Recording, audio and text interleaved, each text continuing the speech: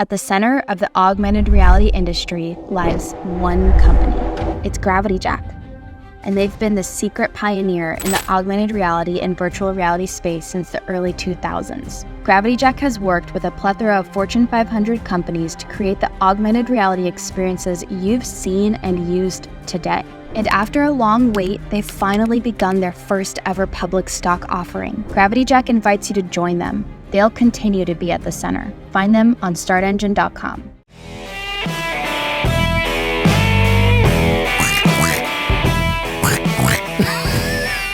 What's going on? Donald Duck? That's my duck call.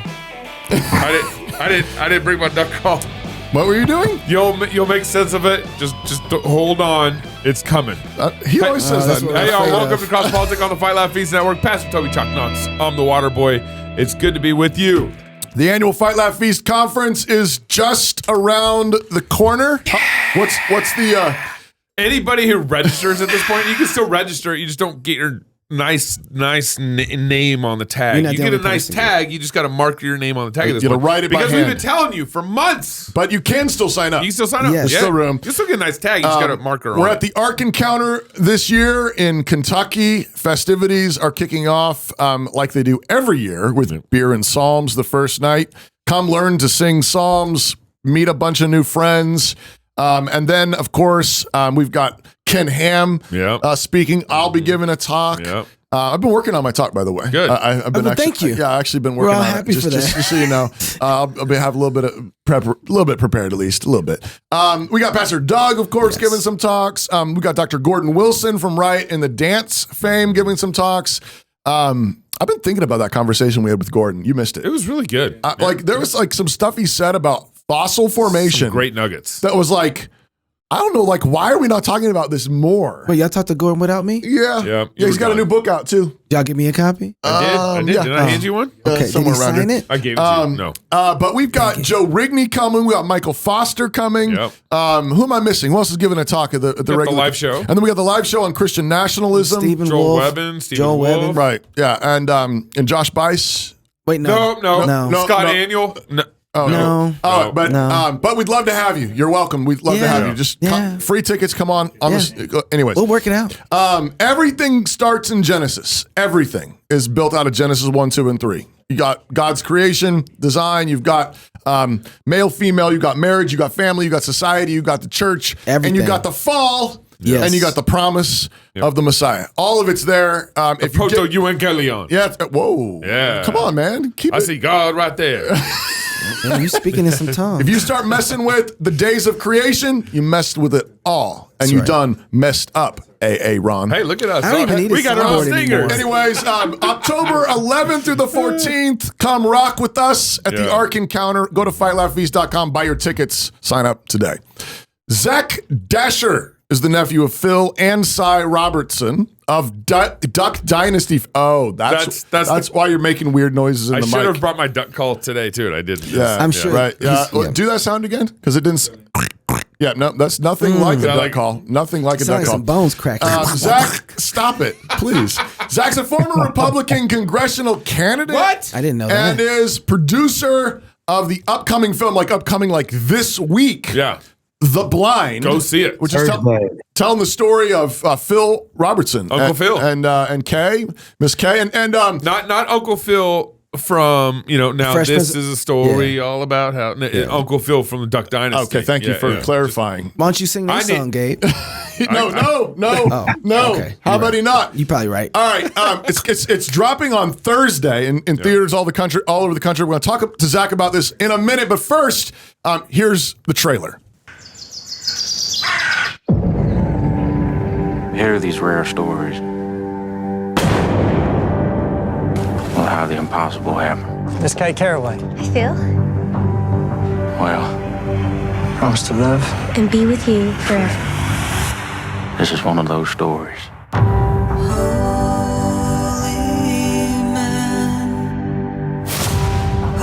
You can do just about anything you set your mind to, Phil Robertson.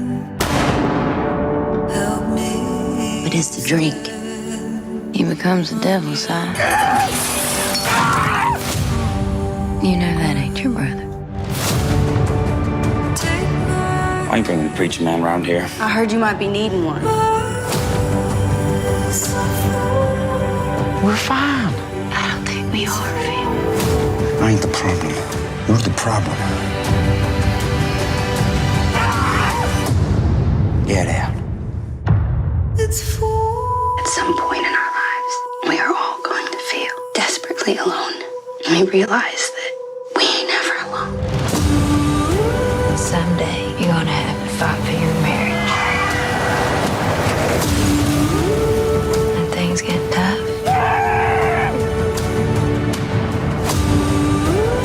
guess what you do? You fight.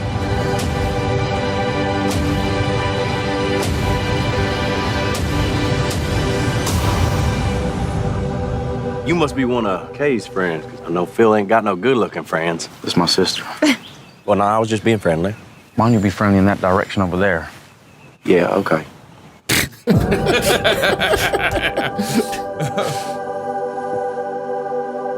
The Blind, coming to theaters near you on Thursday. Man. This Thursday. Go check it out. September 28th. So, Zach, thanks for joining us on Cross Politic, man. Man, thanks for having me, guys. What a pleasure. Well, so you are the producer of this film. You also you're tied. These are the story of your Uncle Phil and you know your extended family. Obviously, you love your family. Obviously, you care. You know you love the story here. But why do you think this story in particular needs to be told?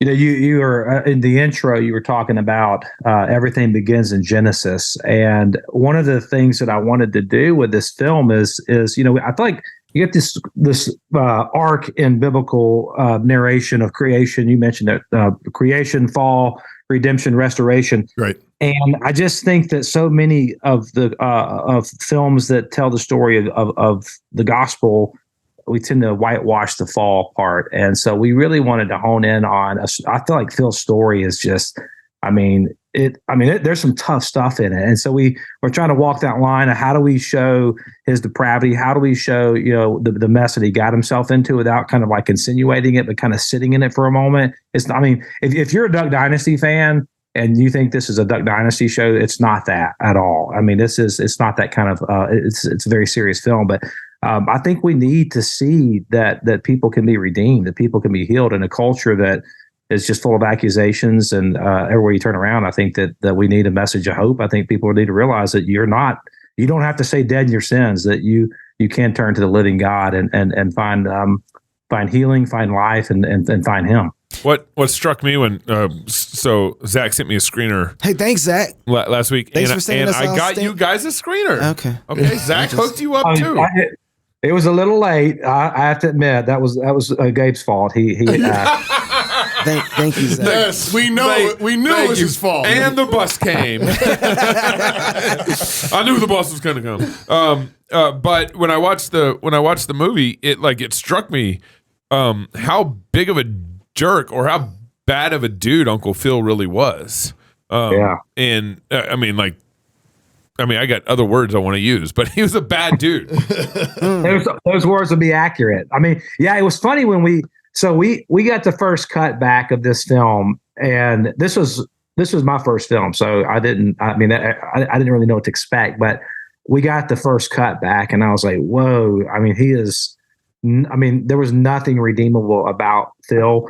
It was difficult because he was a bad guy. I don't even think we really showed how. I mean, obviously we didn't show how deep his depravity really was, but I mean, he was as bad as you can get. I can promise you that. He was horrible. I was as a filmmaker. Love you, Uncle Phil. Yeah.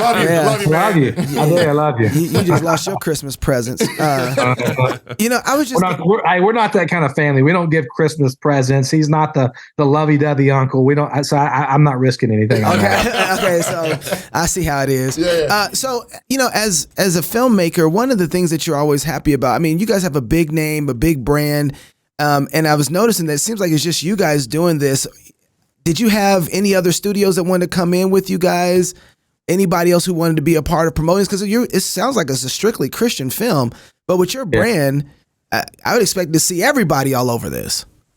No, we didn't have a lot of support in that way. I think anytime you do an explicitly faith film, particularly when it's not, I mean, I felt like the gospel presentation, it didn't have that feel of being preachy. It was like, hey, here's what happened. Yeah.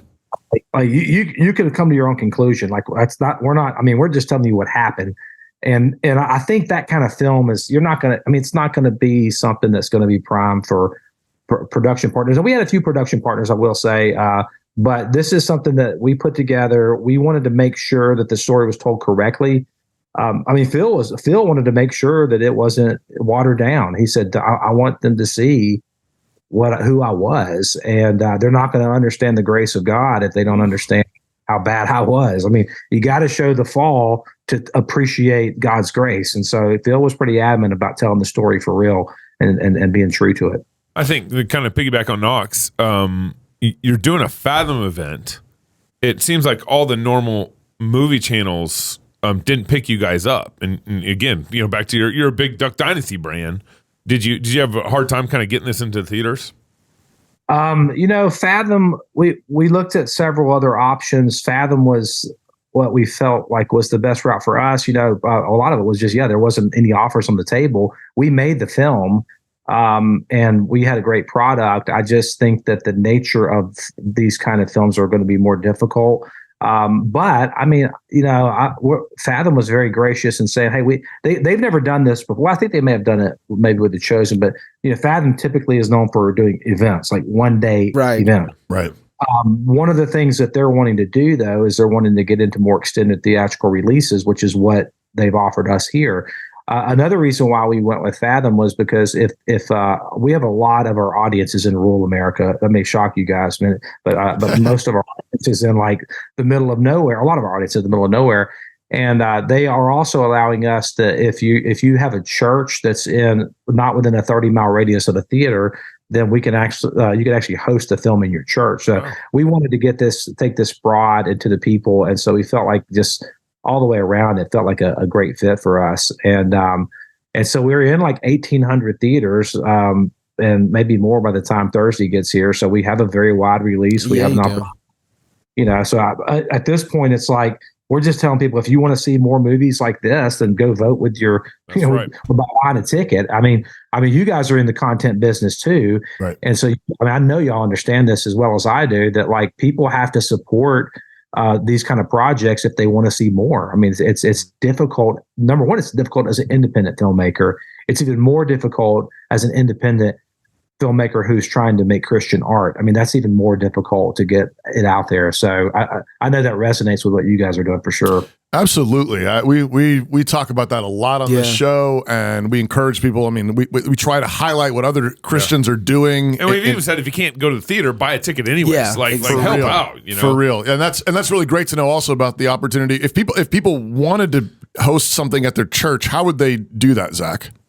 So they would go to our website, theblindmovie.com, and there's like a tab on that website that says, I think it says host at my church. I mean, it may be that on the nose. I can't remember. It's pretty self-explanatory, whatever it is. It's you go to the blindmovie.com, and then you can hit that button and you'll fill it out. You'll fill out like a form, and then someone will contact you. So, but it's been crazy. I mean, it's insane how many messages that we've received since we announced we were doing this. I mean, hundreds of thousands, and people. It's just funny that how people are telling their own stories of, hey, I've been an alcoholic for 20 years and just got sober, and or my sons whatever, and I want them to see this film. I mean, it's really convicting when you see how desperate people are and how ripe our culture actually is for the seeding of the gospel. I mean, it really, I do think we're actually in some interesting times right now. I want you to talk a little bit more about that, Zach. Actually, one of my questions that I was going to ask you is, how is this story for this moment? I mean, I know this sort of, providentially, this is your uncle's story for right now, but like in your mind, as you're telling the story as a Christian filmmaker and artist, and you're thinking, I want to impact people. I want to hit them where they are. We're living in, crazy clown world. We got drag queens doing story hour in libraries. We got, kids getting, chemically castrated. We got people that are all kinds of confused. We don't even, Biden's doing his thing. I mean, all these things. Given that context, how is this story for this moment? When you mentioned at the beginning of the podcast that I ran for Congress, and I did in 2014, and I've done some other things in politics, and I can't remember who said this. I think I heard Nancy Pierce. I think Nancy Pierce told me this, or a few years back. But I heard this in 2016. Not audibly, but I just kept ringing in my ear as I was in the middle of kind of the political battle. And I kept hearing this phrase, politics is downstream of culture. Not that it doesn't matter. It does matter. I'm not saying that at all, but it's downstream of culture. And I think that what shapes culture, part of what shapes culture is stories, the stories we tell each other, what happens through art and entertainment. I mean, you want to talk about formative practices, like what really forms a person. Man, look at your kid, not your kids, but look at kids in America today. What's forming them is TikTok and Instagram. And that's where their hearts are being incubated. And that's where their hearts are being, indexed towards, the songs of Babylon rather than the songs of Zion. And so I think where we're at right now in this cultural moment is we're in a place where people are under the most unbelievable weight of condemnation and shame. We coined the phrase, or somebody coined the phrase, the cancel culture. What is that? It's an accuser. It's constant accusation, and something that you did when you were 25 years old can come back to haunt you when you're 65 years old, and you can actually be ostracized from society, marginalized, cast out, and there's no hope for that person. And I think that the majority of people in Western culture are living under this fear of shame.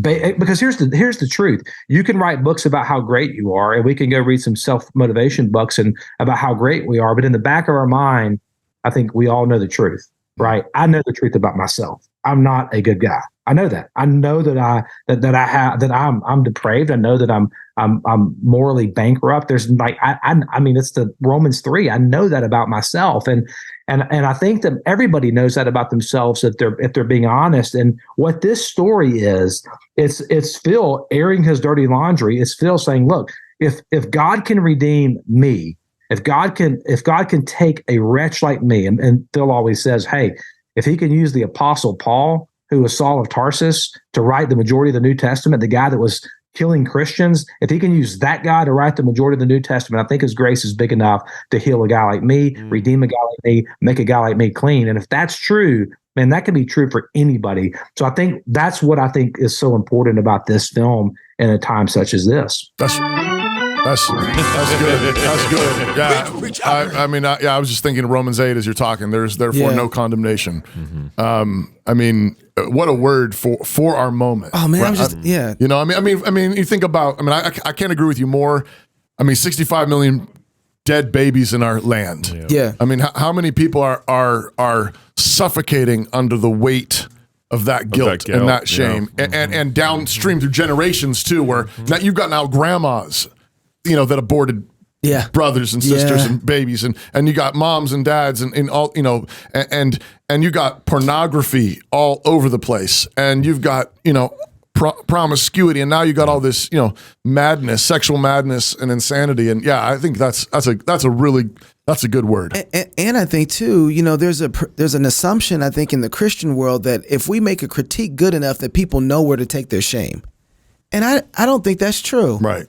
I don't think that's true. I think we need to remind people that the arms of Christ are open, and that's where you take the shame to. Right. That's who you go to when you've fallen, when you've sinned, when you're that person, you look in the mirror and see Romans 3 and the law of God convicts you. Christ is there to accept you, though. That's where you take your shame to. And I think we need to do a better job of doing that, of reminding people that the gospel is for such as you, right? Right. And so I appreciate what you said there, brother. The other thing I wanted to ask you is, how long is it going to be in Fathom? Man, that's a great question. So right now we're guaranteed one whole week. So if you want to watch it, I would say get your tickets now. If it performs well, I think that they'll extend us out at least another week, but then this massive tidal wave of Taylor Swift is coming after that.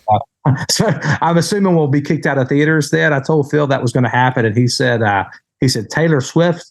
I never met him, so Phil didn't know who Taylor Swift was.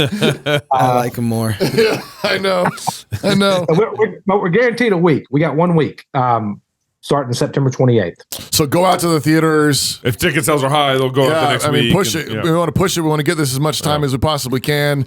Let me read this ad, and one of you guys got a question. Home, it's where you build your legacy, where traditions are started, seeds are planted, meals are shared, and stories are told. Home is where you prepare to go out into the world. Finding the home that's perfect for your family is a big job. Story Real Estate is Moscow's top real estate team. They give people real estate advice all over the country. Family homes, investments, land, new construction, or commercial. They know real estate. If you've thought about a move to Moscow or anywhere in the country, reach out and get connected with a Story Real Estate agent. Wherever you're going, they can help guide you home. Visit storyrealestate.com. Zach, I'd like to actually ask you kind of like a broader question about the Duck Dynasty brand. You guys are in Louisiana, and you've been around the Duck Dynasty brand. When did it start? When did it go? It's Duck Dynasty was the show. The brand is Duck Commander, and it started, I believe, in 1972. I thought I had a hat in here that had the date on it, but I can't find it. I thought I had a duck call too when you were trying to do your duck call. Yeah, that was not a duck call, Zach. You could have helped me. You know that wasn't no duck call. He said try. He said when you tried. Well, I'm all about redemption. I wanted to redeem what you were doing. I see that. Keeping the arms open for him. I see what arms open, man. I'm open. So Uncle Phil started Duck Commander in like early 70s. Yeah, early 70s. And then when did it really start gaining traction? So, yeah, it's kind of interesting. Phil was like the original reality TV guy before that was a thing. There was a guy who was friends with Phil who bought a video camera and was like, "Hey, man, let's video you in a duck blind." I hope I'm not butchering this story. So but there was I think his name was Coco, some Cajun guy from South Louisiana, and they just filmed themselves in a duck blind, duck hunting. But what made it different, it was how you would really act in a duck blind. It wasn't like rehearsed or canned or or didactic. It was like literally just Phil, and Phil's like a marketing genius. He doesn't try to be, he just is. Like one of the funny stories when he got endorsed by Benelli Shotguns, and they sent their whole crew there. They'd written this big commercial for him, and they said, "We want you to film this commercial. Here's your lines." And Phil's like, "Nah, I'm not doing any lines." He said, "Get your cameras rolling. You got one take." And he got up and he grabbed the shotgun, and just off the cuff, he says, "The best shotgun is the one that goes boom, boom, boom." Yep. And just stopped. And they're like, "Whoa, that was amazing." And so Phil, he could just he could just rattle off these things that were these one-liners that were just like hilarious, amazing, powerful, and the videos blew up. And that's when he really became. And then they also got a deal with Walmart, which always helps when you get a deal with Walmart. And so by the time I was really paying attention in the 90s, when me and Jeff were in middle school and high school, they were rolling, man. He was the guy. He was the guru of duck hunting. He was the Bill Dance of duck hunting. He's the guy. And and it kind of all started from there. Oh, I'll tell you this story. You guys will love this. So he was inducted. This is when the ministry blew up. He was inducted into the Louisiana Sportsman's Hall of Fame. Right. And he's standing down in Baton Rouge, and there's like all these guys out there, and it's a rough crew. And he's standing there, and he gives his duck golf presentation. And the way Phil tells the story, he just looked down in his Bible, in his bag where he puts his duck calls, and he sees his Bible. And he was like, "I just felt conviction from the Holy Spirit that I got to tell him about Jesus." And so he pulled out his bag, his Bible, and he said, "Boys, before y'all leave, I've got one more thing to tell you." Of course, they're all like, "Yeah." And he said, "I stand before you tonight beneath the sign, King of Beers, because there's a Budweiser sign on top of his head. Yeah. And they're just like, yeah. And he says, but I'm here to tell you about the King of Kings. And so I got goosebumps. Come on now. He just brought the gospel, and Phil is 100% sold out on 1 Corinthians chapter 15, verse 1 through 4. Yeah. And he gave them the death, burial, and resurrection of Jesus.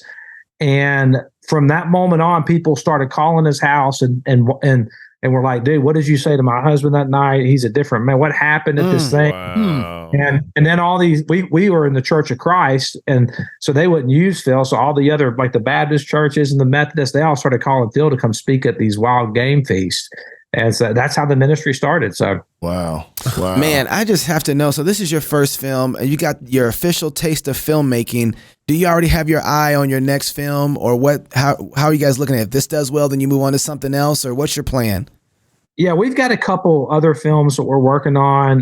None are they're a little more just kind of like family fun entertainment, which is also needed. I mean, it's not everything has to be explicitly on the nose. And one of the things I would encourage Christian, filmmakers and podcasters, and I mean, like you guys do a great job at this. It's not. I mean, you're having fun, you're having conversations. It doesn't have that all have to be that thing. And Christ, when he infiltrates a culture, or the cultural mandate is to. I mean, we're to create art everywhere we go. So I'll say that to say this: that we're working on a couple family friendly films. One's kind of like a modern day Bigfoot story that's real kind of funny and the kids will love. And then another one is about a baseball team that a bunch of misfit kids that went on to win the Little League World Series. So those are kind of our two front runners right now. We got a handful of others in development as well that we're looking at. I was telling the boys earlier before we got you on, Zach, but my family owns the complete seasons of Duck Dynasty. Gabe didn't even know all their names. Just for the record, I couldn't rattle off. He didn't even know with you, Gabe? Uncle Phil. He didn't even know Miss K's name. I said, I mean, yeah. Anyways, but I mean, but seriously, Pastor Toby took that personal. Just so you know. We've watched hours and hours of it. But I mean, one of the fun things about it is that it was your family having fun. Like your family doing your family things, all the goofball things, and I know a bunch of it's probably written up, in scripts and stuff, and they play things up and all the rest of it. But I mean, seriously, it was a bunch of rednecks having a good time, running into trouble and everything else, but just being themselves, but at the same time, you're Christians. And I think like it wasn't like every like the shows aren't all gospel presentations at all, but there was the thing about that you always end the show with the saying grace at the table, and but I think that's something that's very much needed in entertainment is Christians who know where the lines are, and then within those lines in God's big world. They're having a blast. They're having the best time of their lives because this is their Father's world. This place belongs to God. It belongs to Christ, and so they're having the best time. And it's not like it's the best time because everything turns into a gospel presentation. Right. It's because the gospel's true, yes, but they're having the best time because God made this place. He made all the best stuff. All the best stuff belongs to Him. And so Christians, if we know God, if we know Him, then we should be the ones telling the best stories, the best jokes, having the best adventures. So I hope that there are many more stories in your future, Zach. And y'all need to go out to the theaters this week and go watch The Blind if it's showing near you, or get it at your church or something. Just buy a ticket, even if you can't make it. Theblindmovie.com. Go to theblindmovie.com. You can get tickets there. You can get group tickets there, and you can click the link to bring it right to your church. And do what I do when I don't find the theater next to me that might have it, because I'm out here in Moscow, Idaho. By the way, you guys should have it out in this rural area, Zach. I'm just saying. And are we not in your area? And I haven't put my name in all the information to find out, but I haven't seen any promos for it yet out here. But I'll find out. And it doesn't matter if it's not I'm still going to give my money to somebody's theater. So to see you guys get at least more than a week inside of the showing. Let's do it. Let's do it. Let's do it, fam. Zach, thank you very much for joining us on Cross Politic, man. Thank you, guys. If you're single, get married. If you're married, have you some kids. And if you have kids, go baptize them. Until tomorrow, love God with all your heart, soul, mind, and strength. Love your neighbor as yourself. Go fight, laugh, and feast. This is Cross Politic.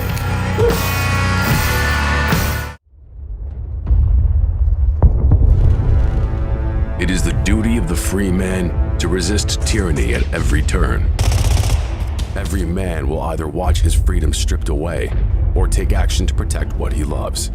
Introducing the A3, the newest revolutionary body armor from Armored Republic. The A3 is the new standard for lightweight multi-hit body armor. A3 plates are incredibly light at 4.6 pounds. The patented design captures fragmentation while remaining multi-hit capable. The A3 will stop up to M80 ball, yet comes in at only 0.7 inches thick. The A3 is the thinnest NIJ .06 compliant or certified composite standalone plate that includes the drop test. The A3 is the first of its kind, patent pending, that combines an alloy strike face with polyethylene backing, revolutionizing body armor technology by providing strength and durability while remaining sleek and maneuverable. The A3 is the new standard in lightweight body armor. The fight against tyranny just got stronger.